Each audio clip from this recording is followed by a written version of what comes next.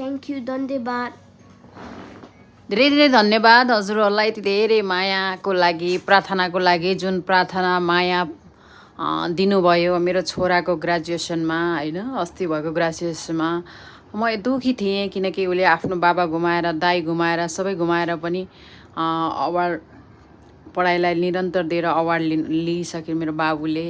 अब म एक्लै उसलाई सपोर्ट दिन गइरहेको थिएँ, तर पनि जब हजुरहरूको साथ, सपोर्ट, माया, आशीर्वाद देख्दा एकदमै खुसी लाग्यो कि हजुर जस्तो परिवार, हजुर जस्तो साथीहरू पाउँदा एकदमै गर्व लाग्यो।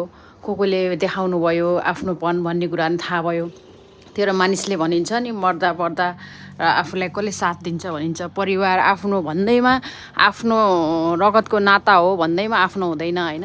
कतिले फोन गरेर भन्नुभयो, कतिले के गर्नुभयो, हरेक मेरो दुःख सुखको साथी बन्नुको छ।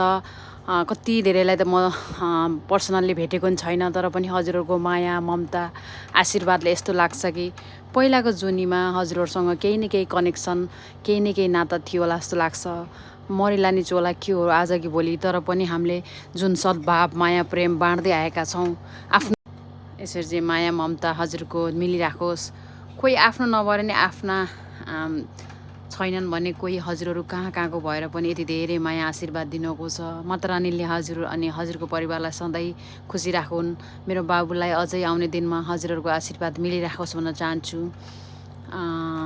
कति गाह्रो हुन्छ एउटी आमालाई, एउटा भाइलाई सबै संसार घुमाए, तर पनि हजुरहरूको मायाले, आशीर्वादले हामीलाई अझ हौसला मिलेको छ। हजुरलाई हामीले पर्सनल्ली भेटेका छैनौँ, तर पनि हजुरलाई को माया, ममता, सपोर्ट देख्दा लाग्छ कि पहिलाको जुनीमा केही न केही छोरीको नाता, दिदी भाइको नाता, साथीको नाता केही न केही हुनुपर्छ। होइन भने यति धेरै सपोर्ट, माया कसैले गर्न सक्दैन।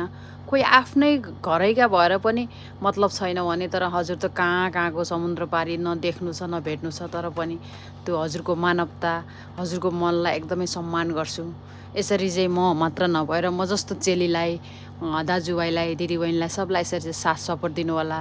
आखिर हजुरहरूले आफ्नो गरेर खानी हो, हामीले आफ्नो गरेर खानी हो। मरिलानी चोला होइन, थोरै आशीर्वाद दिनमा, मिठो बोल्नमा के जान्छ होइन। कोही आफ्नाले जनाए कि हामी आफ्ना होइनौँ भनेर, तर पराईले फेरि त्यही कुरा के भने हामी पराई होइनौँ भनेर, त्यो चाहिँ हजुरको कमेन्टबाट थाहा हुन्छ होइन। जे छ ठिक छ, म एकदमै आभारी छु। म लगायत मेरो बाबुको तर्फबाट हजुरहरूलाई धेरै धेरै धेरै धन्यवाद। अनि हजुरहरूको जय होस्। माता रानीले सधैँ हजुरको बच्चा हजुरहरूलाई सधैँ खुसी राखुन् भन्न चाहन्छु। हामीले दिएको, मनबाट दिएको आशिष लाग्छ होइन, त्यहीबाट हाम्रो आशीर्वाद छ। सधैँ हजुर निरोगी भएको देख्न पाइयोस्, हाँसेको देख्न पाइयोस्।